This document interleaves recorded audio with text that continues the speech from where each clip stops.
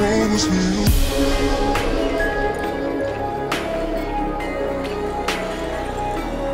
Promise me.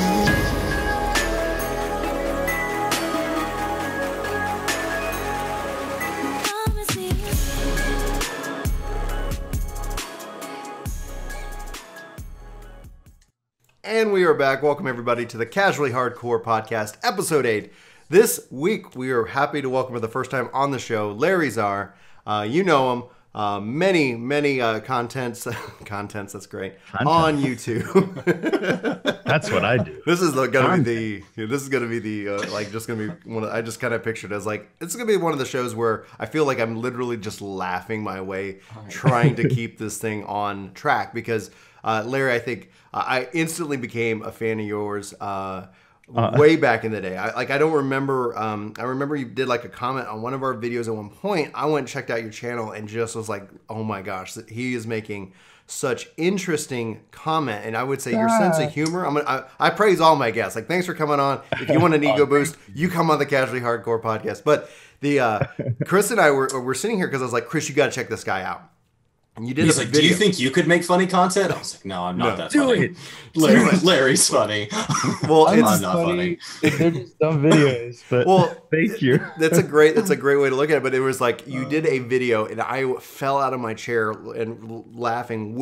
It was about Final Fantasy 15 Comrades, and it was the part where you literally were talking to a vendor about swords and guns, and it was just like the line was like, I'm gonna take a gun, please. Like it's, and it just like it was so perfect, so funny. I was just like, this guy, he is making like interesting content. I have to ask though, like, when did you get started on YouTube? Why did you get started wanting to make dumb videos? Because I get the impression you were doing something earlier before you launched your Larryzaur channel, but I don't know enough about your history. So fill me and I guess the listening audience in.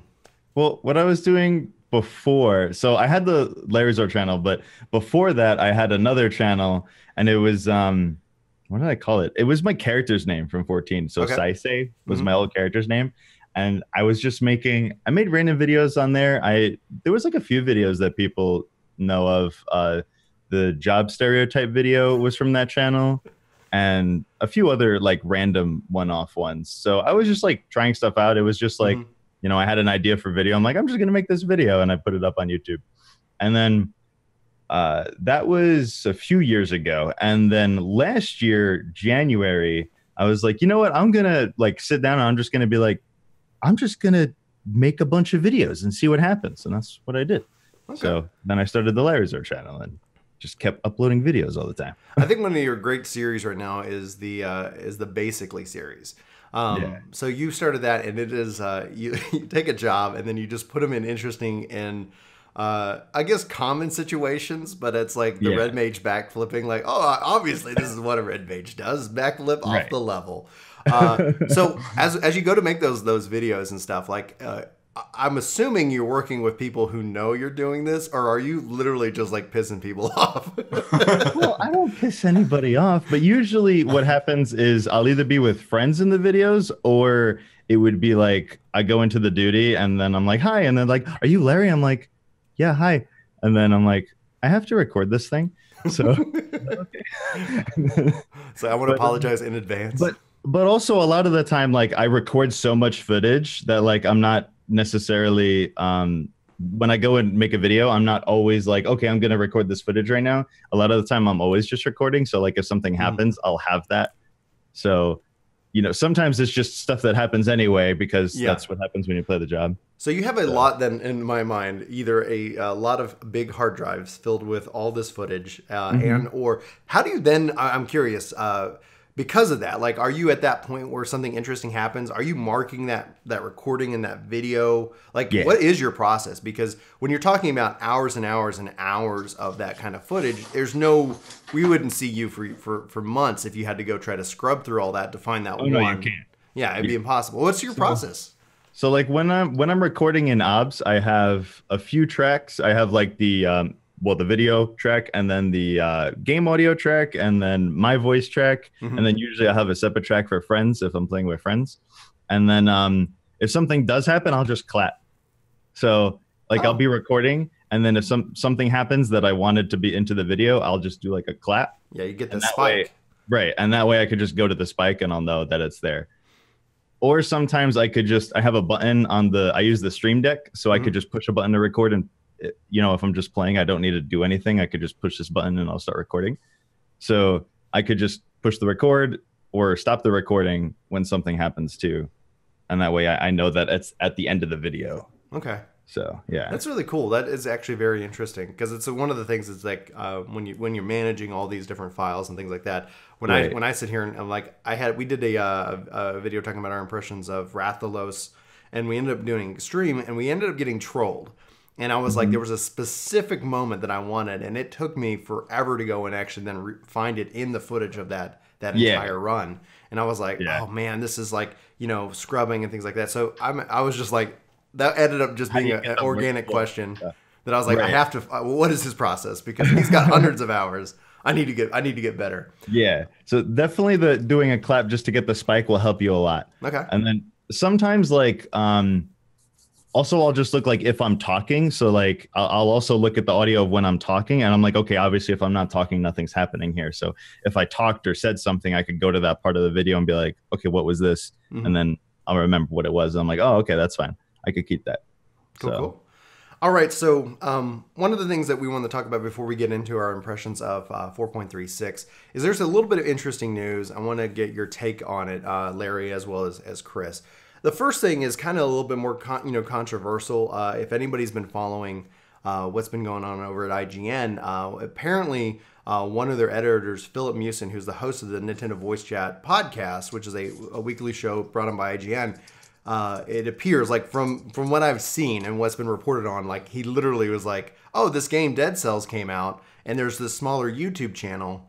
I'm just going to literally do exactly what they did and put it up as my own. And so the channel actually ended up releasing like the side by side. Like it was kind of freaky because it's like, wow. So Boomstick Gaming was the channel. And Boomstick Gaming put up a video that said, IGN just plagiarized me. What do I do? And he took their video and his video, and he pushed play, pause, play, pause, play, pause, play, pause. Yeah. And like occasionally they swapped a synonym where they moved the sentence structure around. So like that clip on its own. But by the time you get to like the same thing. But he's not scrubbing at all. He's literally playing them in order.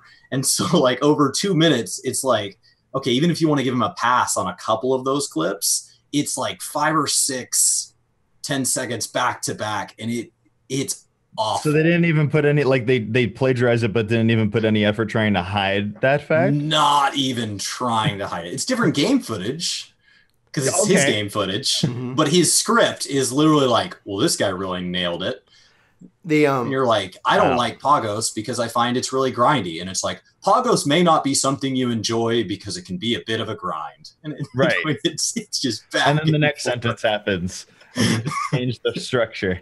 Well, I don't even think it felt like he even like changed middle the school structure. Plagiarism. Yeah, and it's the point I technically didn't use any of the words. The thing that I right-click synonym. The thing that was concerning is that and this is why I'm really interested because I consider all three of us here more YouTubers. Larry, I don't. Hopefully that's not an insult. Hopefully you're not like I'm a streamer.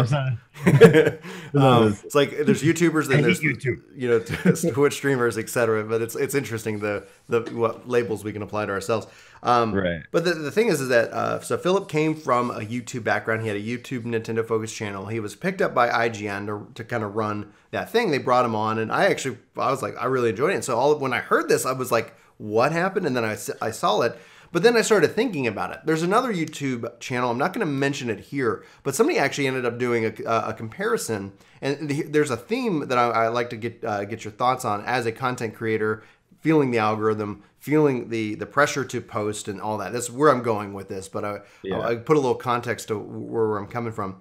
And he was talking about one channel. It's like that he believes, and it's a really popular channel. I actually really enjoy the content, but he believes that individual doesn't actually play the games, doesn't actually have it. They just go out and find the opinion that's either controversial. I review games based on other people. Reviews. Is this a video essay? What's up? Like video essay type of content? Yeah, I think you might know what I'm talking about. Yeah. Yeah. I don't want to.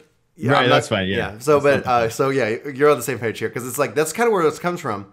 Is that and that they just put out the things for the views, and they do great. And it's like, yeah, they understand the algorithm, they understand the psychological, piece of humanity. So all that brought in Filip Miucin, Plagiarism, IGN, some of these things, and I don't think it's just this one creator. I think there's others. But is YouTube incentivizing this kind of mentality and concept? What kind of pressures do you feel as a creator? Even Ninja has talked about the fact that he took a week off on Twitch and lost like over 80,000 subs. I think anybody else of us would kill for 80,000 paying subscribers. That's $200,000 a month. Yeah. Wait, what? Yeah. 80,000 subs at $2.50 to the creator. Right, because he gets half. Well, he probably gets more than half. He doesn't. He probably does. He definitely gets more. So on the low end, if it was us, if any of us had 80,000 subscribers, he definitely gets $200,000. So what kind of pressure? Like, do you feel like this is something that is inherent with the algorithm for people to try to game it, or like is this something that you think is more? I'm gonna let you just run with it. I'd love to know your thoughts on kind of this global topic. Well, the plagiarism thing, I mean, I don't think there's really any excuse, but the other thing where he's like channels trying to pump out content even if they didn't play the game, but they want to make it like a video essay or just talk about the game and stuff. I think from one standpoint, that's okay to do because he's just making content about the game and that's the purpose. But there's also the other issue of if they're saying like, I played this game and I recommend it, you should go play it, but they didn't play it, then that's not honest. But I do think that the YouTube algorithm definitely plays a huge part in that because they're in the creator's mind, they're like, I need to get a video out every other day or something like that. Right. I need to get something out a few times a week, 3 or 4 videos a week. All right. If I'm making content about tons and tons of games, I don't have the time to play all the games. So I'm just going to look up stuff about the games and compile a video into it and make a video like this. And you could say it's like a more mediocre type of video then, but YouTube is definitely the thing that's kind of pushing that. So they do. They push quantity. They push quantity a little more than quality, but I don't know how to fix that. Yeah. We've tried moving to quality multiple times and the channel just dies. And so you have to keep posting. I like the, if you ever saw like the Boiler Room, like the ABC always be closing, we kind of take that same approach. We say ABL. I like it for Final Fantasy because always be limit breaking. I get frustrated in game a lot when we sit on a full limit break bar the entire dungeon. Like we're not even doing Savage. There might be 1 or 2 dungeons in the game where you might want to wait on it. And that's fine. It happens a lot. It happens all the time. And I'm like, and now that I'm doing DPS, one on the load screen. Number of limit breaks wasted this month. Just literally the dungeon ended, everybody exited, and it was just sitting at a full bar. Dude, it happens a lot. Yeah. Yeah, but it's and then like the melee. You want the melee to use it. It's going to spawn our next Titan. Our next Titan is just built up, frustrated limit break energy that hasn't been spent. And it's going to manifest. I like how you compared this to uploading videos on YouTube. Exactly. It's like, ABL always be limit breaking, ABP always be posting, always be posting. And so it's just that it's interesting because when you break it down, like when I look at, because I see a parallel in the plagiarism piece because he came from a YouTube background. Is it like I asked the question, I don't have an answer. Is this something that he learned on YouTube and brought it in? Is this something that he, like as an individual, that it's just, was he doing this already? Or is it that, I have to be doing, I don't think there's an excuse. Like, I'm not trying to make excuses for the guy. I don't think he learned it from YouTube. I think he learned it from school. I think he writes all his essays in school. Yeah. We gotta go real far back into his thing. It's like, did he ever write anything his own? He's like, if only somebody made Spark Notes for games. Yeah. Oh, Boomstick Gaming. Boom. Yeah. It's thanks. Thanks Spark Notes for the A. I'm gonna publish this as my own on a giant platform. And it's a channel that like at the time that this happened had like the same number of subscribers as we do. So you're looking at somebody that's making like hobby money Like he just upgraded his webcam. Nice. He like pre-ordered the next game that he wants to play. Like that level of budget. Yeah. And then you've got this guy that works for like a mega company and has like a salary with benefits and like that's why he thought he could do it and not get caught. Right. And the thing is that I'm wondering how much more often this could potentially be happening, because they said it was happening with his other reviews. They said he'd been doing it. It is a miracle. I think he did it with his FIFA review. Oh, right. But I'm saying the miracle of the fact is they didn't catch that, right? But because somebody noticed this boomstick, because I mean that is a beauty of the thing, is that like I always tell Chris, it's like if doing YouTube is like doing the lottery. Like any video you post, it could get 100 views, it could get 100,000 views. You really don't know for the most part. You don't know what's going to necessarily always resonate. You have ideas, but my thought is like I'm wondering how is this happening even more, or like are small creators feeding these giant industries of that kind of thing? Because like you said, like. Even though they have the salaries, they do have a release schedule. Like, I'm assuming you in and of yourself, Larry, have a release schedule that you have in mind, things that you try to target, because otherwise I think you run the risk of just eventually like, oh, I haven't posted in how long? And that's a very real problem. But you have to like, in terms of like growing too, you have to always have a goal. Mm-hmm. So you just have small goals. So like, you'll be like, okay, I'm going to post a video on Thursday. And then if you don't do that, then what ends up happening is, because like if you say, all right, I'm going to post a video on Thursday, Tuesday comes around, you're like, oh, I'm only like halfway done through editing. I really have to put a lot of editing in today. Mm-hmm. Versus if you didn't say that, and you didn't say that I need to post on Thursday, you're just going to do however much editing you want to do and not put in a lot of time to get it done in time. Mm-hmm. So you need to do that. I guess go ahead. But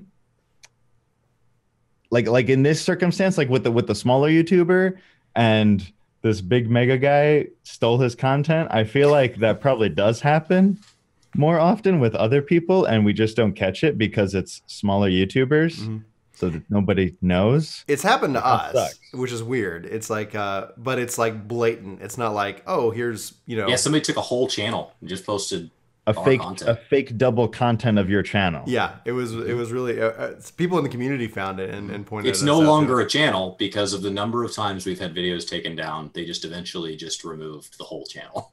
Oh, so you just complained to YouTube and they were. You can't have the channel removed. You have to individually go in and flag every video. So you have to just. So I just divided. It was like, hey Brian, I'm going to start at their oldest video. You start at their newest video, and we'll just meet in the middle. And oh my god! So you guys just went spending hours recording. Yeah, it's a slow process. And we only found that because people in the community, like did that. We're not like Googling I couldn't even guides, imagine and they're like, hey, I've already seen this guide. I couldn't even imagine how. Yeah, it's my face. It's like, Brian, did you start a new channel? I'm like, what? And he opens the video with like, hey, it's Brian from Work To Game, and it's like on this other channel. It's crazy, right? It's just crazy. I guess the kind of the idea, though, I'm wondering. It's gonna be interesting to see if anything happens really positive for Boomstick Gaming, because even though he's got his content stolen, we're talking about Boomstick, right? It's like he's gotten some. He's gotten some exposure from it, I'm sure. Yeah, and that's in and of itself, like from the algorithm, all of a sudden people are like, if people are flooding that original video, that boosts it up, and it's like, well, like, yeah, you stole my stuff. Thanks, because you got caught. Like it's thank you. This is great. It's an interesting world we live in. I haven't seen his. Yeah, so when this happened in the last week, and he was at 18,000 subscribers. He's now at 52,000. Oh yeah. So so he was getting 18 to 40 subscribers a day. Same growth trend as us. Mm-hmm. Right. And on August 7th, he got 19,612 subscribers. August 8th, 16,000.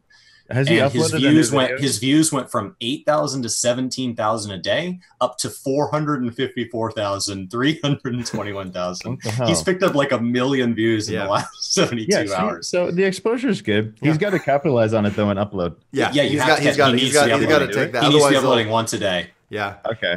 So anyway, IGN, if you're listening, feel free to totally plagiarize us at any moment. We will hit you. But only if we catch it. So it needs to be something that like I review and then I want to go out and look for more reviews on. Like, hey, I did a review a week ago. I wonder what IGN said. That way we catch it, because if we don't catch it, it doesn't help us. The other little bit of topic before we shift into kind of our main one is that just an interesting note. I love your ideas on this, Larry.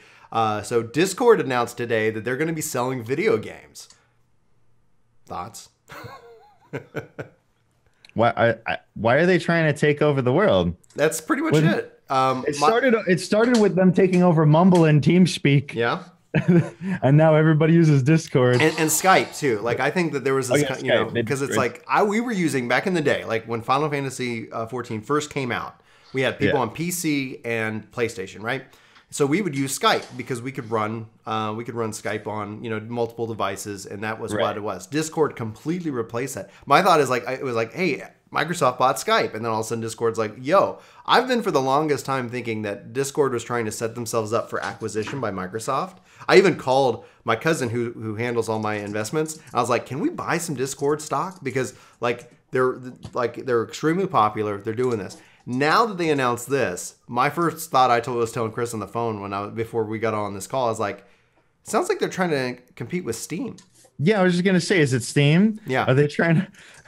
If you're doing online game sales like that, you're trying to compete with Steam here. Right. And so it's interesting because we have that community, right? So Steam went at it from games, and now they're trying to build community with that. But it's kind of they're going in the other way. So they announced like THQ and a couple other people they're going to be starting to sell those games. I could easily see that starting to build because I spend a ton of time in Discord. It is so nice. I know there are gamers out there who still use TeamSpeak and Mumble, but I'm like, all right. Discord is the best one. The quality is there. It's just I can't praise it enough. I'm just kind of curious to see it's gonna be interesting to see. I was just gonna interested in your thought that I think they're gonna be trying to take over the world, man.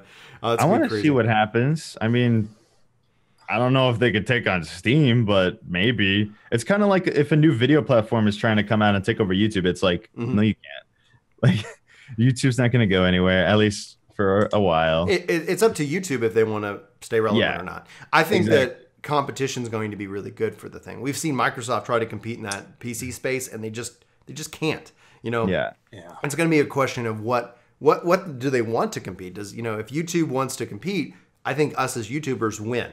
Because let's say Instagram or Facebook to say like, man, this is where the audience is. This is where you get the best bang for the buck. That means that life gets better for us because if all of a sudden you see the really big names go over to another platform, that in and of itself, I think competition is going to be great. But at the same time, one of the things we always say, because like some people will say like, oh, people are watching this video, so they're not watching my video. We've seen comments like that on our channel, and I don't know if you've seen stuff like that, but it's just that we don't actually view it that way. It's like, no, typically if like you watch like this video, YouTube's going to recommend that video. Like if there's not really competition like that on YouTube. Right. That's the problem with Twitch though. On Twitch there is. Yeah. Well, you're competing for live time. Yeah, you can only watch one thing at a time. Yeah. But YouTube is just like there's plenty to go around. Mm-hmm.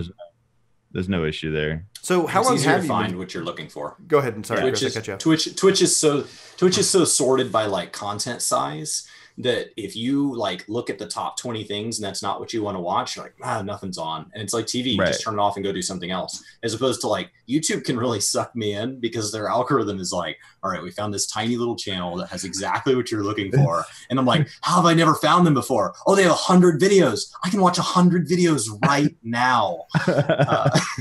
So they're really good at keeping you on the website. That was their purpose with the algorithm. Mm-hmm. Yeah, absolutely. All right.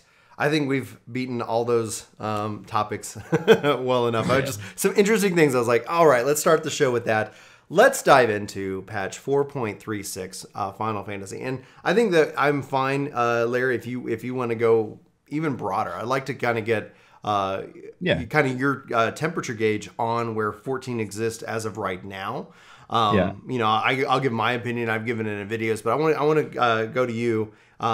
Give me your thoughts and opinions of this latest patch, as well as just the game in general. So just feel free to go as broad as you want. The floor is yours, sir. Okay.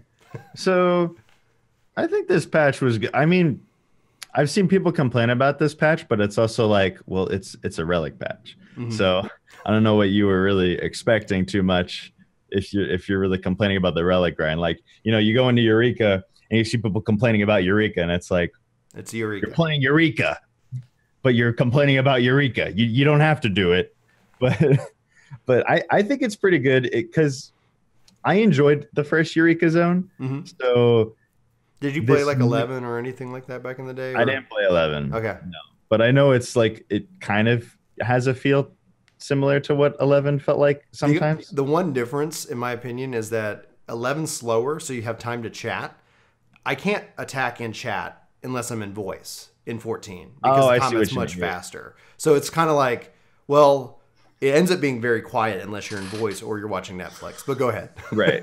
Yeah. Usually that's the way I grind. Is like I'm grinding with friends and we're just talking on Discord. Speaking about Discord again, we just talk on Discord. And then I do like to chat. Like I like to read the shout chats. Shout chats are usually fun.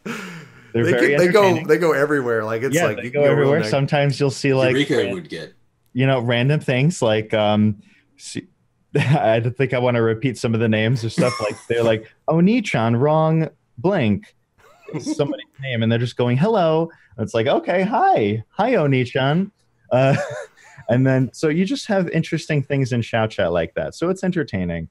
But I enjoyed the first Eureka, and then this one just kind of like, it took everything from there, and then it added a little bit more. And that's what I'm glad to see. What would you like to see changed? A little more. What would you like to see it add? What do you feel it added? Besides snow.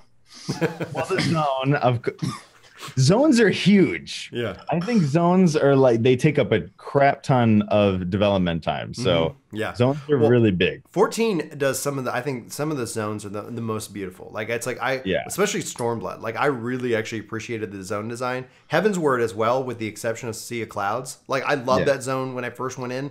I'm annoyed by it every time I have to go back at this point in my life of the game. So I definitely think like the 14 team gets an A+. On zone design, yeah. I just feel like I would love some reason to be in those zones as opposed to at my house. Oh yeah, I miss going to them. You have the discovery, and then it's like, and then you get the Beastman, and then it's like there's no reason. And like every time I go into like Ruby Sea, I'm just like, I love this zone. There's no reason for me to be here. Yeah. The only time I come across fates is when I'm gathering and they are just in the way. Like, why is there a fate right where I need to gather? Get out of my way. The thing that put me in the zones, like I'm thinking like back in A Realm Reborn, the reason why you would go out in the world was hunts at one point, and I don't really do hunts anymore. Right. But at one point, hunts were like really big, so people were going to the zones all the time. And then also, Relic made you go to the zones with the books. Yeah.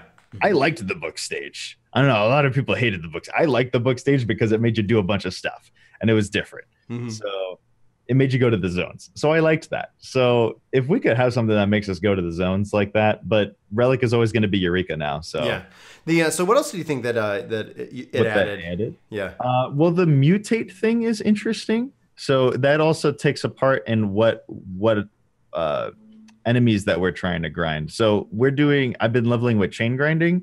So if we're like, okay, this level 29 mob, like we always go 5 levels above us. So we're like, okay, this 5 level above us, we have a few choices here. This one spawns an NM, but this one spawns an NM and it also can mutate. It can have a chance of mutating. So we'll go there and do that one. Because if it mutates, you get more EXP.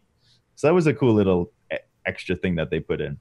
Yeah, I like that we've seen them kind of look at the NM trains that happen in Eureka and shift it to actually, because I liked the chain thing.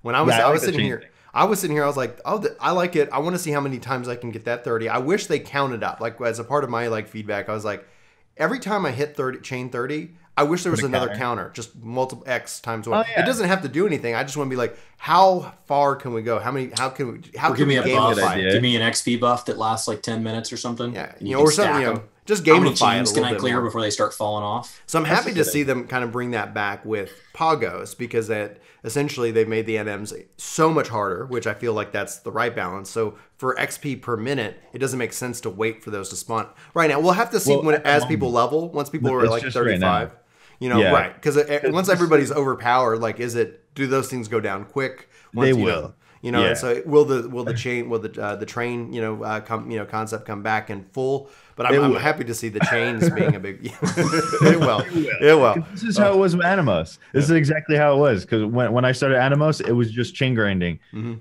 then because if you're a higher level than the general mass of people, that's why I like to do it when it first comes out, because if you're a higher level than the general mass of people, you could go off into like the crazy zone where nobody else is, and you're grinding like level 32 mobs. No, everybody else is in the beginning zone, and then they're spawning the NMs for you. and you're just getting good EXP on high level mobs. Exactly. So like, oh, thank you, minions. We'll go get the NMs now.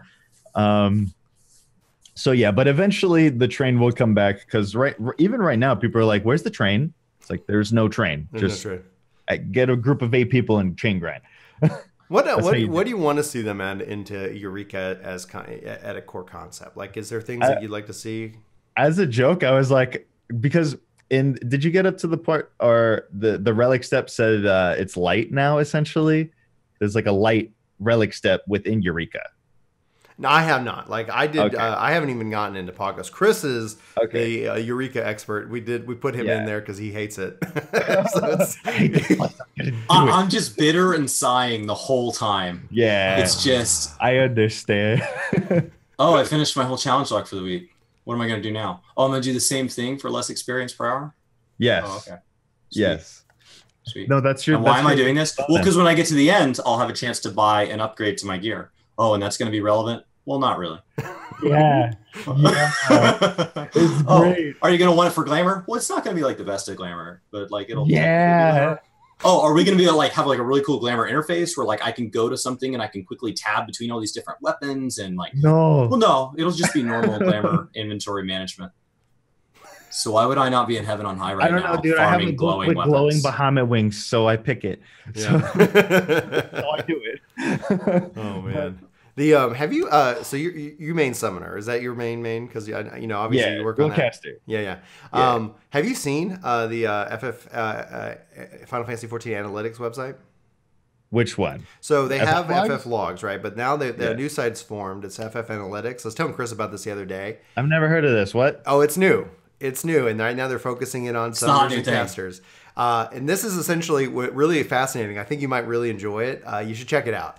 And the reason I'm promoting it is that it will look at your FF logs, and then it will basically talk to you about your rotation, saying, "Hey, you're missing maybe some off the global cooldowns, or you're you're not doing this, or this is something you were doing really efficiently, etc." And they were trying to build it out for more of the jobs to help teach people the rotations. I just kind of popped in my mind because I was like, your official class rating is trash. Use the FFLogs database then. Yeah, and it's like it teams up with it. Like you give them. I think I'm you can as a PlayStation player. Yeah, PlayStation players get completely screwed when it comes to actually that. But it's that you can take your FFLogs link and put it into the analytics, and they're going to do the work for you, which is really nice. That's interesting. Anyway, it's just a little that I have no connection with the FF Analytics people, but we were talking about that over on the Aether Radio podcast, and I was like, oh man, this is people need to know about this. Well, because that's what they tell you to do with FF logs is go on your FF logs and see what the higher level people are doing, and then look at your logs and see what you're not doing. Mm-hmm. So that's just a way to automate it. Yeah, and help you and analyze it. And their hope is that they can get more people doing that so they can build out more job profiles. I think they've got Summoner, they're working on the other casters. So the more people who do that and take part in that, the better they can get that baseline. So we can kind of get that kind of information. I think for me, the one thing I think would make it really interesting to Freak Eureka is we get party level sync. So the simple fact that it's like you go in and it's like there's a discrepancy. Like, wait a minute, you need me to stand outside the party so that I can help you guys out. Like, it does remind me a lot of 11, but 11 solved that problem. How did they solve it? They did party level sync, where the party leader could pick somebody in the party and they artificially sync everybody, which we have level sync in the game. We just need the UI. And then how would the EXP work? Do they get syncs to the level. So like if you're, like, say level 15 and you level sync to 5 and you're going and doing that content, you're getting that level 5 XP, and you're not as a level 15 player. But you're just not hurting them. Yeah. And it's less efficient for you. And you could level up to 16 and 17, but you're still going to be just like right now with the level sync. What's up? Because at least it's not impossible, because right now, if you were like 10 levels above your friends, it's impossible. You have to stand outside. The nicest thing you can do is leave them alone. Yeah. Stay outside the party. It's kind of funny because it's like, hey, let's play. Like you said, it's fun to play with friends. It ends up being where it's like you're now forcing friends to be in statics as opposed to saying like, oh, if you got more time, go and do this. Oh, you hit level 35.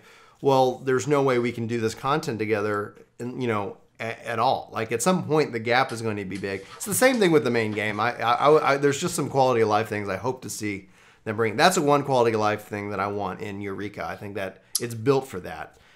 We have level sync. We have all that. It just is a matter of, do we have the UI? Where are the rest of our Eggy Glamours? No, they're in the companion app. I gave up. They said they were going to do like one every patch, and that was at 3.5. That was since forever. They're locked behind the final squadron command mission. I gave up on that. They're locked behind the rest of the Chocobo leveling system. No. I'm almost capped on my Chocobo, by the way. Worst things in the game. You're gonna grow the Eggy Glamours in your gardens. Like there's so many systems in this game that are just like, we started something awesome, and then right when you guys gave us feedback how to make it better, we erased it off of our whiteboard, and we will never talk about it again. You guys wanted Eggy Glamours, right? Here, you got it. You got it. No interface for it. It's still text command. I thought for sure. That it's like an Easter egg. It's like that flight simulator in Excel. That's why that video I think does so well for me. It's like, oh, here's how you do it. It's like, here's the text command. We want the game to get better. Talking about there's a mod. You could have Golden Bahamut instead of regular Bahamut. You could have Bahamut as your Eggy if you wanted. Why not? It's not official. Not official. Don't stream it and publish it on the you official can have forums. Kefka as your Bahamut, and every time you Akmorn, he does Forsaken, and it just fills the whole screen, and you can't see anything. It's great. Is that real? That's real. Oh my gosh! Yeah, it's a mod. I'm gonna have to Google. That sounds amazing as a summoner. Yeah. Well, why not? Like the summoner should have these. Like that's what I like to see with Summoner. Summoner is the job I play throughout the expansion and the story, because it also gives me right now a healer and a DPS. Yeah. Plus I have a tank. When I bring out Titan solo, tank, Chocobo, I almost have a 4-man party as a summoner. I feel like that. It's like, why not? And then I never touch it again, because then I have to go level everything up, and because I have a job and a family, it literally becomes like, I'll get to it. It's like, and I was playing Black Mage, so on day one when like something gets nasty and it's respawning too quickly, I was like, I can't get past this without it killing me. And Brian's like, I don't know why you had trouble. I brought my little 4-man and just mowed it down. Any other thoughts on Eureka? Because there's another piece of the patch. Well, I was joking with my friends. I was like, you know what they could put in here? Books. The book relic step. Put the book relic step in there. They had a book system in 11, which was kind of almost like, it's like, hey, you go and you just pick up this, and now you have a mini quest.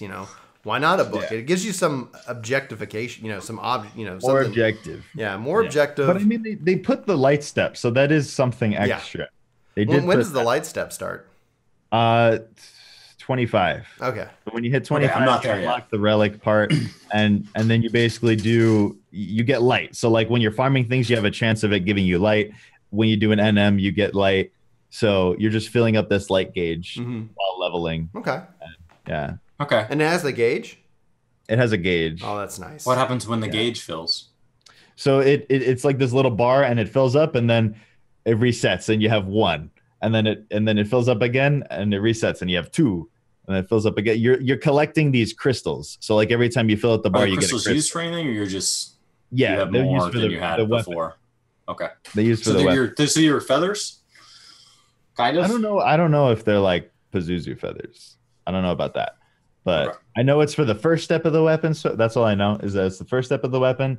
And once you fill it up 5 times, then that's what you need for the weapon. So it sounds like they've added in a lot more depth. Almost kind of what, putting on top I may end up liking Pagos. Yeah. We'll see. Well, it's just a matter of time. Like it's right now, I'm just sighing my way through it. Well, the thing that you brought up, Chris, on the stream was, you're sitting here, is that it takes them a long time, rightfully so. One of the things we commonly assume is like, oh, they can just go make that change. It's like, no, like game development, when they're building these systems, at a minimum is 6 months.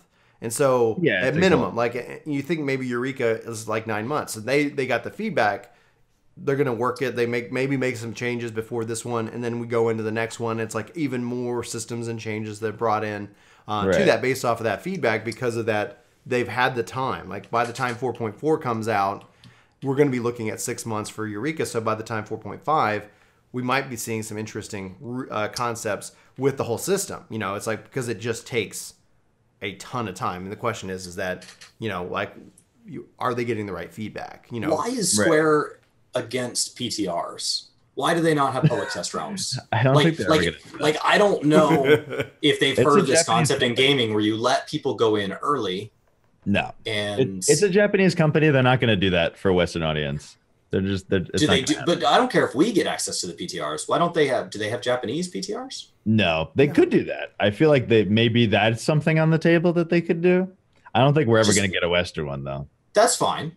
Yeah, I understand. I don't think a secondary even market. If we they had just like that we buy PTR, things off the MOG station.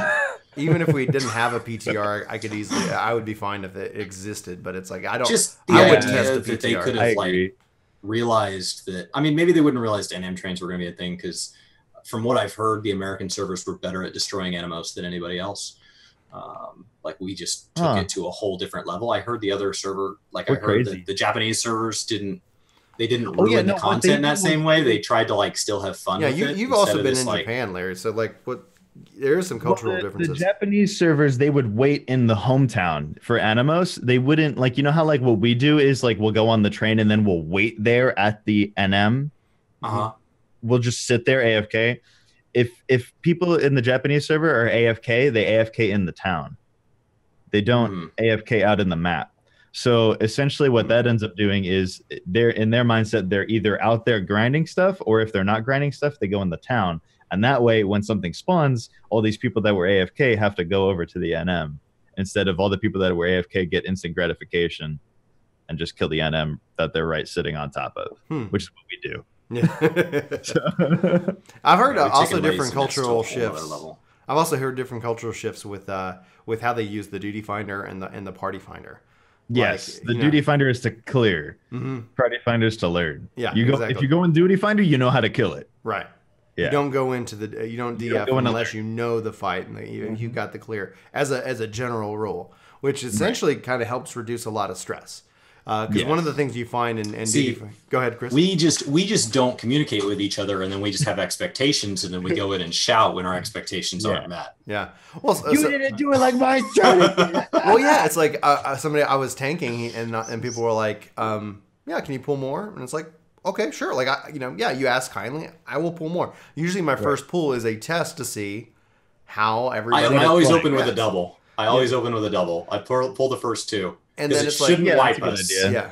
It shouldn't wipe us. And if it goes incredibly smoothly, I'm gonna pull 3. Yeah. And then from there, we go and then it's like, yeah, I pull more, and then we wipe. And then they're like, what happened? It's like, well, you asked to pull more, and this was a DPS. It's like the healer just either wasn't ready. It's like I burned all my cooldowns, like because it's like, oh, okay, we're not getting heals. Cooldown that did not work. Like, okay, like you learn, but it's interesting because it's like people were like, oh, I had this one guy, Tales from the Duty Finder, one guy that was like, I'm on a healer, I'm not here to heal you, we're going to clear this instead of like if we did this normally, we'd clear it in 20 minutes. If we do not clear this in 19 minutes, like we all suck, and it's like, dude, like. You're not healing. Chill. I'm mitigating. I'm whatever. If you're here to DPS as a healer, I'm fine with it. But just make sure everybody dies. Because now we could have cleared it easily in 20 minutes, but it took us 35 because you kept wiping us because you have this concept that we have to do that. We have to do it this one way. And it was just like, all right, dude. I wiped in Sastasha this week. Oh, really? I don't believe you. It was awesome. Did you multi-pull though? Was it like a so the healer was multi-pulling, and then I was pulling it off the healer, and then I was just making sure that I'm the person always furthest into the instance. So I was always stepping right in front of them, and then I was steering us around patrols, and then the samurai would back out of something into the patrols. So we were taking large pulls and then adding to them. So we were chain pulling to the point where like there was no downtime. So I had no TP. So I'm just a warrior with no TP, and then the healer is running out of mana, and it's like we're just like this snowball rolling downhill, and it's like, oh god, this is just getting worse and worse, and yeah, eventually you die. So Larry, what are your thoughts on Rathalos?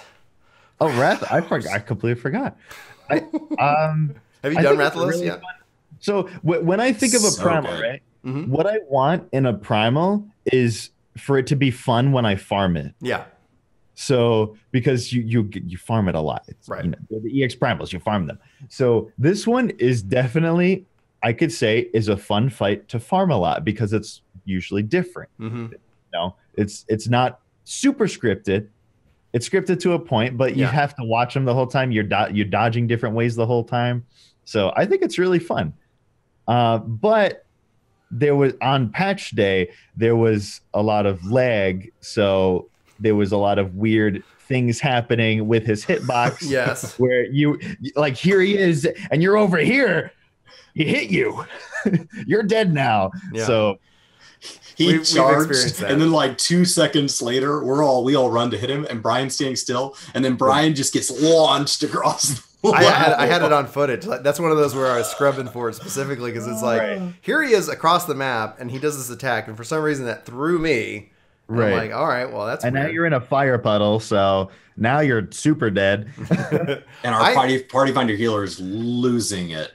Oh yes, such a clean fight pull. Is not he fair. Was just like, he's like, why are you not dodging things? You know, just screw you guys. You guys are intentionally not dodging things. You're awful. Come on, it's the first day. Come on now. Oh yeah, I've never. It's not an always statement, but it's like I typically find at least one person on day one that's you know, wait, you're not perfect at this. It's like, well, no. I like to get perfect at this. I think one of the things that. Like, I don't think what I'm about to say will ever happen. I know every time we talk about battle system changes, there's always somebody saying, hey, is it an action RPG yet? And I go, I doubt that's going to happen. What? You know, but Rathalos makes for the first time it feel like that while not being a true or like a real-time action RPG, that I could see encounters like that set up in the future. Because I really actually enjoyed the structure of it. I enjoyed the fact that it was more about dodging than it was about tables, right? Like the only gear I had that could do the fight was on the tank. So we actually rolled 2 tanks. We even tried it with 4 warriors just for the hell of it, just to see what would happen. That would work. You know, and it was we couldn't get the ad down fast enough. Yeah, we needed healer. Yeah, we couldn't get the ad down fast enough on that. We need those. We need those Pagos weapons. But you need Pagos weapons. But it might be possible with like a high enough gear score or something like that. Anyway, fun, crazy things to try. Somebody said they did it with a healer and 3 tanks, with a Dark Knight and 2 warriors or something like that. 3 warriors and a paladin was in our chat. They said they got it clear. In the really? I don't know if they got the clear, but they said that they give it a shot for Paladin for the heals. Oh, okay. For the heals on Paladin. I don't know if you can. You need the Esuna. That's the one thing I want to say is the healer part of it is a little. It's like the highest responsibility is the healer part because you need the Esunas. And our healer let us know that. Yeah. If you bring in a scholar, though, scholar can cheese some stuff because you can adlo your fairy and deploy off your fairy. Mm-hmm. Your fairy can get heals. Yeah. So you could just the whole party can have adlos in the second phase. It's hilarious. Yeah, scholar. I like the scholar a lot. Like I think I like the fairy because I feel like if you ever want to just DPS as a healer, go scholar, especially in non-savage content because you can fairy pretty much can help take care. In dungeons, go for it. You know, then if I'm needed, then I can come back at it. So where does this round out Stormblood? So like I know we're starting to approach overtime here. So 4.36 as a whole, like how does Stormblood compare to Heaven's Word and ARR? How does it fit within the trilogy for you? Games are supposed to get better. I loved Heaven's Word. Yes. Heaven's Word was the best. I think Stormblood is good, but Heaven's Word is the best. And this just story-wise, Heaven's Word is the best. Content-wise, I feel like, well, the Relic is so different. So like Relic is always a big part because you spend a lot of time doing Relics.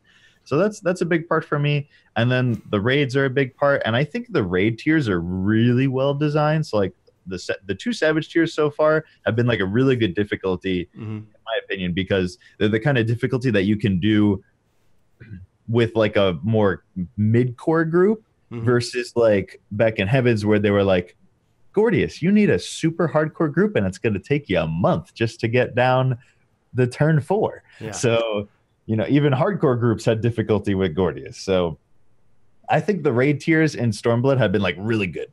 And then they did Ultimate, which was amazing for the game. So amazing. Like you see it on Twitch and it's like you see Happy and you see a lot of the big ones. So good they don't have to do it again. Yeah, literally just like huge views. Like they're gonna do it again. Well, not this expansion. Yeah. They should do 3. I think that's another problem. The only thing is that if we get another dungeon in 4.5 and like if we don't get anything in addition, if it's like okay, we didn't do Ultimate in 4.5 and we didn't get anything else in 4.5. Right, that's the point, is we need to have something else. Yes. Yeah. Well, because it's like that we traded a dungeon so that we would get Ultimate. And it's that, you know, for the game and for the exposure, literally that's incredible for in and of, you know, at the end of the day, like I was like, okay, well, we're not getting Ultimate. They haven't come back and actually said like, here's what you're getting now. So I don't know if we're going to get a new dungeon. I like the dungeons, but if we're at FanFest, you're going to FanFest, right? Yeah. Cool. So we're all going to be at FanFest. And if you're next to me, you're going to hear an audible groan if they make this statement. Here it is. On the slide. Challenging new dungeons. And I'm going to go, oh, God. Because they say that. Everybody for the last 2 years, yay, yes, challenging new dungeons. And then it's like, they exist. Especially at the launch of Stormblood, you have all these great leveling dungeons. And then it's like, okay. You get to cap, you got 2 dungeons to run. It's like literally give me a scaling difficulty. Give me something so that these dungeons are in fact challenging. You know, let me clear it at 70 and then make the monsters level 80 and let's go in and we're gonna have a different experience in the same dungeon just with higher level mobs. Can we clear it at this level? And if you can, guess what? Can you do it at level 9, you know, when the mobs are level 90 and 100? And you know, it's like just keep doing that and throw in Heaven on High modifiers because we have the modifier system, right? Imagine going in and it's like, and everybody's got pox. Good luck, you know, like, okay. Like, and then just make that like, what are the modifiers this week? You know, like give it a weekly rotation. That would be cool, actually. Yeah. Or even just one mode where it's just like a duty roulette, like a daily roulette. And it's like, just, you go into a dungeon with some kind of modifier on you and that's all it is. Yeah. I mean, just a way that it's like, here's this cool little thing. Can you do it? Can you clear it? Right. And it might almost, basically, And it's a good excuse to come up with another currency. That currency can I'm be glad good at least they gave transmog. it, like, if they're going to give us so many currencies, at least they gave us a currency tab and area so which we could see all of our currencies. Like, it's not a new concept. They're doing it in Heaven on High. Other games do it. Destiny 2 does it with Heroic Strikes. WoW does it with Mythic Plus. You know, all of these games have systems like this, and Final Fantasy, they don't have to go copy their modifiers. They have modifiers. You either take existing abilities off of mobs out of the game and just give it to way too many people, like the bombs that explode. Just make every mob in the dungeon explode when it dies. So it's just this constant, oh God, we got to run, and or take the modifiers from Heaven on High and just drop them in. Yeah. That's a good way to add to content without adding a lot of development time. And that's the point. I think essentially when I look at it, like I remember when we were out at FanFest, there was like kind of a rumor talking about the budget that they increased for Stormblood. And the thing is, like, I'm trying not to set the expectation for 5.0 that we're going to have, like, you know, like, oh, it's just going to be this. Because Stormblood felt a lot like Heavensward, but I'm with you. Like, I thought Heavensward was far better. Now, the raid, I didn't really enjoy Alexander until the last part of it. I've enjoyed every phase of Omega. I'm like, that, yes, that is a great raid. I love the fights. They're interesting. I love the characters. They're all good. Yeah, they're all good in Omega. And in Heavensward, it just kind of fell off there. So I'm glad they kind of incorporated it. It felt more important to the overall world rather than like, oh, and there's Alexander just doing his thing over here. But we're not going to talk about him. He's a robot. He's a time travel. Spoiler alert. He's a time traveling robot. And then but then even with that, it was that. Okay, well, does anybody care about this time-traveling robot trying to, like, suck all the Aether out of the world? Nobody's talking about it. Omega, at least. My friend just always talks, like, we just talk about raids, and we're like, man, these raids are great. And he's like, yeah, but you know what was really great? Alexander, and we're like, no, it wasn't. Like he's just like he has like a hard on just for Alexander. He loves Alexander so much. I'm like, I don't understand why you like Alexander so much. We all have our favorites. All right, so I'm gonna because we're coming up on our hour. We like to try to keep the show at that, and then if you have time after this, we'd like to do a little Q&A with the viewers if you got the time. So I guess one kind of thing is that we're going into 4.4. 4.3, like the Stormblood in and of itself has been lower than Heaven's Word on my chart. It just did the same. However, the thing that kind of started to tip it in the direction was the ending of 4.3, from the story. So, when they teased 4.4, Prelude to Violet, I'm like, finally we're getting back on topic. Stormblood, okay, we got to go do this thing. All right, we did that thing. Yay. Okay, now, holy crap. Like, are we hunting Ascians? Because we should be. Are we worried about primals? Because we should be. Are we worried about the Empire? Abso-freaking-lutely. They're nuts. So as we build to that, like it's the concept that like, what do you want to see as we go into 4.4? What do you want to see because that also then relates to the raid. Like it's the alpha escape. So we had, 5 and then 6 or so. Right. Yeah. And then I was like, man, are we going to 7? That'd be crazy. But now we're going alpha. I don't know what that means now. I was hoping we were going to go to FF7. I thought Sephiroth would be a huge, interesting boss to round it out. But yeah, what kind of bosses do you want to like? Are you hoping for 4.4? What are your hopes for 4.4? Well, the thing is, if they were gonna do Sephiroth, Sephiroth should be the final tier. Yeah, and I don't. Maybe they could do that still, and just like you don't fight Omega, but I think that would be disappointing. Yeah. So I think Omega is still gonna be the last tier, but maybe they'll use FF7 bosses, but then that's also disappointing because then there's no Sephiroth. So it's just I don't know. I don't know. I don't think they could do 7. How many patches do we have left? What camp are you in? I think it's going to end with 4.6.5. No, I think they said they're not doing that. They said they're not going to do 4.7. The previous 2 are 4.5.5. Yeah, I think because they were talking about maybe doing 4.6.5, but we found out that this is the last raid tier. So if this is the last raid tier, what would the 4.6 have? Yeah, they wouldn't be a 4.6 probably. I'm wondering, it depends if they're targeting June, because essentially that means if we get 4.4 in September, we're going to get 4.5 January. And then we're going to have another 6-month kind of like long extended gap until June in which that 5.0 launches. They'll give us a final stage of Eureka that is even longer. The longest grind. That is what they're going to do. That's exactly a 6-month grind. You're level 40. Well, now you can be level 90. Right. Go. Have fun. That's amazing.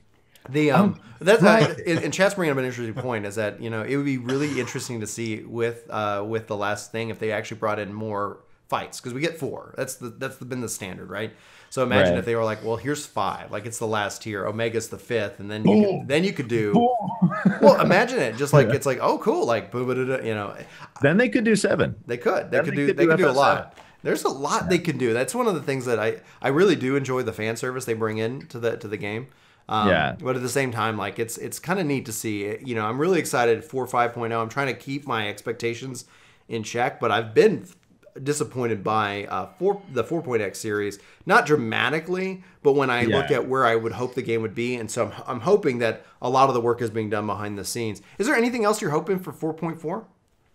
For 4.4? Yeah, like are you like story or content or like? Well, I'm excited for the story of finally doing Garlemald stuff, and we can't really say spoiler stuff, but the person that was introduced again, I'm super excited to see more of.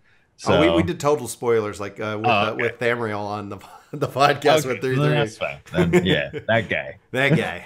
I'm interested. If he's going around killing Ascians, I think that's going to be really exciting. That's the most badass thing ever. Oh, absolutely. I'm so excited. Well, the Ascians are like, like the shadowy figure that we kind of keep ignoring. And it's like, well, yeah, guys, like, why aren't we worried about these guys? It's like we finally figured out how to kill them. They know this now. And now it's like we haven't. I remember in ARR a lot, like we would cut to the Ascians being all evil and plotty and talking. And, it's like we haven't got any of that. And so we haven't got any Minfilia. We haven't got any of these multiple shards. We haven't got any of that kind of story in so long that it's like, I'm kind of hungry. For it.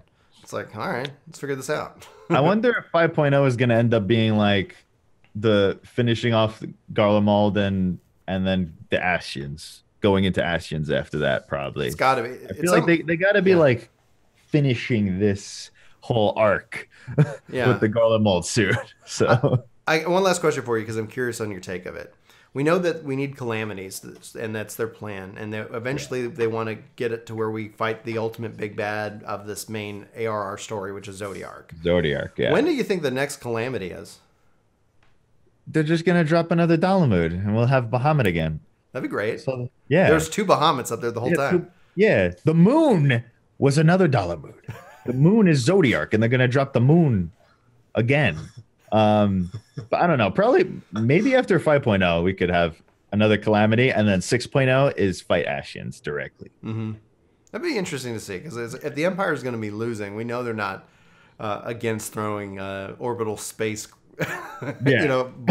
celestial bodies down onto the planet. They got no problem with it. I'm thinking 5.0. Unfortunately, we've lost Ul'dah, and we're going to rebuild it as one zone with nothing to jump between. Yeah, that's what I'm hoping for, and flying in the base zones. They needed some kind of opportunity to kind of reevaluate the whole base game. That's a big thing. Oh yeah, that's a big. Well, I'm saying the last calamity got us a whole renovation of the game, lore wise. It's like if they're going to do that kind of calamity, like maybe we'll get those zones bigger or redone. Do you guys think that we're gonna get another FF online game, or do you think this one's just gonna keep going? I'm gonna let Chris go. Rebuild it. I think they'll rebuild it. I think they'll rebuild it with a calamity. I think they'll do it just like I think World of Warcraft came out and said in 2004 and said we're going to do this game from 60. We're going to do 10 levels every expansion, and the game is going to end at level 100, and then we'll come out with another one. And that is not what they've done at all. Right. They went from 80 to 85, 85 to 90, 90 to 100, 100 to 110. Now we're about to go to 120 next Tuesday. So I think Final Fantasy will follow that same history. It'll just become too much of a cash cow and too much. They're pot committed with the amount of development time, because what you learn from Guild Wars 2 is that if you want to go into a sequel, people expect it on day one as a minimum to have all the features of this other game, which took you years and years to build out. That's the big ultimate failure of Destiny 2, is that you go in and they've spent this whole year trying to get back to Destiny 1, and they're launching Forsaken, and it's like, and Destiny 1 is back, and and still we're missing these contents, etc. It's a hard sell. That's a really good point. You're right. It'll feel empty. I think honestly, yes, we will get another Final Fantasy. You won't have Golden Saucer. Game. You won't have. You think we won't have all these second? I think if you redid the game, you'd lose all these secondary systems. I think we will get another Final Fantasy online game at some point. I don't think it's going to be anytime soon. Like an eventuality, arbitrary date before the year 2300. Yeah, sure. Yeah, I was going to say 2025. Yeah, like as an infinity. I was going to say 2025. We got to freeze Yoshi P. Freeze Yoshi P. Right, but it's like they could. I could easily see it's like the question though is that if we got another Final Fantasy online game, do they give it a mainline number? Like, is it going to be Final Fantasy 20? Is it going to be just Final Fantasy Online? Final Fantasy Infinite. Well, and it's like, what would that game? The questions that you have to answer is that what would that game do different? What would that game try to improve upon? How can that game add into the overall? Because we had 11 and we had 14. There was a long enough gap there. I think the gap in the technology, like when you talk about huge jumps in technology, that's when you can look at that, right? So all of a sudden, if VR or AR would change it. VR, AR, it's too big of a change. All of those things that can in and of itself. Could they build that into 14? I don't know, maybe, but they've done it in some testing. No, with their spaghetti. Because I wouldn't think they could, because you'd be splintering. It's already hard enough to develop across multiple platforms. To Yoshi P's whole thing about like equality and assuming that whatever dev team slowly takes over as Yoshi P wears himself into a bone. I think that he works too much, and he doesn't share any of the load. So I think that as we move into whatever the next generation of leadership is, they'll want to keep 1414, because developing some of the first VR and AR MMOs is a huge risk. And some of them are going to fail right out of the gate. So why take a cash cow and risk it? That's when you spin off your next MMO. And then if it fails, you're like, well, 17 was never meant to. Come back and play 14. It'll probably just be like, they'll just make a new one whenever there's a new big hardware change or whatever. Yeah. But until then, just do calamities anytime you need to redo a zone or a combat system, or just announce combat systems in the middle of a mid. Because they're stuck with this. They're stuck with the spaghetti code from 1.0. Yeah. So they gotta fix that somehow. All right. So with that, Larry, do you have anything you want to plug or promote for the viewing audience here on Twitch Live and or on YouTube later when we post this tomorrow? Well, I'm not really doing anything special at the moment, but I do YouTube videos all the time, and I stream on Twitch. That's at Larryzaur. That's me.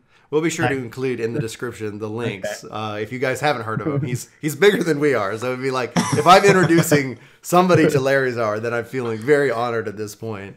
Yeah. Chris, do you have any final thoughts before we wrap up and do the post show? No. I'm excited that 4.36 is here. I'm a little bummed that I need to kill Rathalos X 50 times. Yeah, I heard Chris. It drops. Rathalos will actually drop as well. For me, it won't. But well, here's the real truth. It will drop for you. You'll lose. I'll win the roll. Because that's what I do. Like if my in-world luck was as good as my in-game luck, I would be farm a and I'll be carrying Brian. I'll be carrying Brian because he hasn't cleared it yet, and I'll be carrying him in my Pagos weapon. All right, guys. Yeah. With that, we have achieved victory. Victory. Thank you, Larryzaur, for coming on the Casually Hardcore Thank you podcast. for having me. This was a blast. We have to have you back. Hopefully, we'll be able to get that schedule. I'm glad you got internet. I know you were moving. We were talking about having you on like earlier in the year. So we'll have to have you back. And so, guys, who are watching live, thank you for being here. We're going to go into the post show in which we just kind of do Q&A with the audience. And then maybe we'll post it up on YouTube. So it just depends on what we decide to do with that. For everybody watching on YouTube, thanks so much. Hit that like button, subscribe, all the social medias, things like that. Check out Larryzaur if you don't already. For the notifications. And then hit the thing that says you always want to be notified. And so we really appreciate you, Larry, coming on. We really appreciate you all hanging out. And we will talk to you soon. Take care. Thanks. Have you ever wondered what's on the other side of the camera from a YouTuber? Because sometimes it's really bad. Like right now, my house is under renovation. And so just to show you, there's like a desk with stuff that doesn't have a home. And then there's other stuff that doesn't have a home. And then there's a few things that do have a home. And some days, this is 100% clean around me. And other days, there is literally a mess as close as right here, just out of frame.